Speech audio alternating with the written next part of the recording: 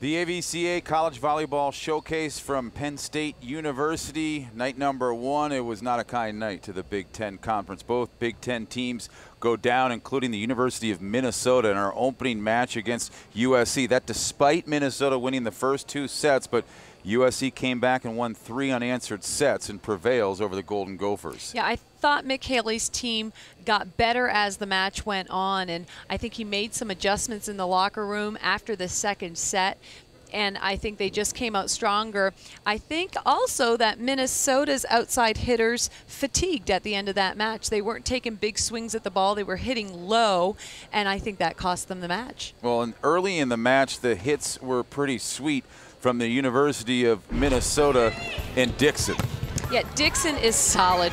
Look at that swing, and she was doing it all night long. She was often one-on-one. Taberson doing a good job of setting her up, and she was scoring for her team. For USC, in the midst of it frequently, was Alex Jupiter. Yep, Alex Jupiter was doing a good job of holding her own on the outside, both on the left side and right side. Fuller contributed nicely, taking her share of the offensive load, but Jupiter really coming out strong at the end, getting key kills in all the last 3 sets of the match, excuse me.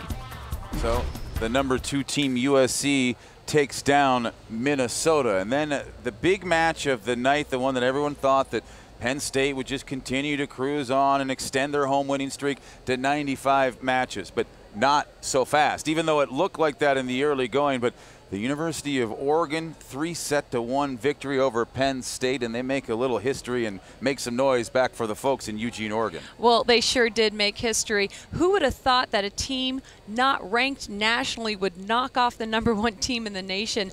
What a Cinderella way to start the season for Oregon. I mean, it is fantastic to see Jim Moore and his team start the season with so much confidence. Yeah, and they send a message to the rest of the Pac-12, and we get a look at how they did their damage, the clinching set points for the Ducks.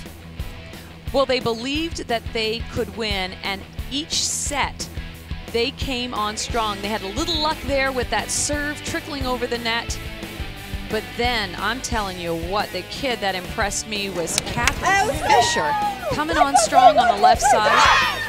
And I'm telling you again, Plum is a setter to be contended with. She is strong. She delivers perfect sets, has great range out on the court. Yeah, I was going to say, don't forget about Lauren Plum. I know you're also a giant fan of her, but we turn our attention lastly to the Big Ten Conference. Russ Rose and the Penn State Nittany Lions. What's this mean for their legacy and their season?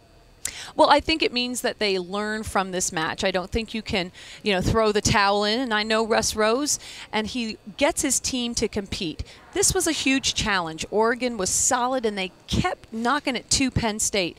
So once he gets a lineup formed, I think he'll work with those players, those 6, 7, 8, 9 players, and get them very comfortable in the role, and they will learn to be very solid and deliver for him and the Nittany Lion team. Hey, this tournament, it's a showcase, and even the defending national champions are a work in progress. And the defending national champions, Penn State Nittany Lions, fall to the University of Oregon Ducks, and the tournament will go on. And the winner of the first match, the Gophers, fall to USC, as we saw great action from day number 1 from the AVCA College Volleyball Showcase.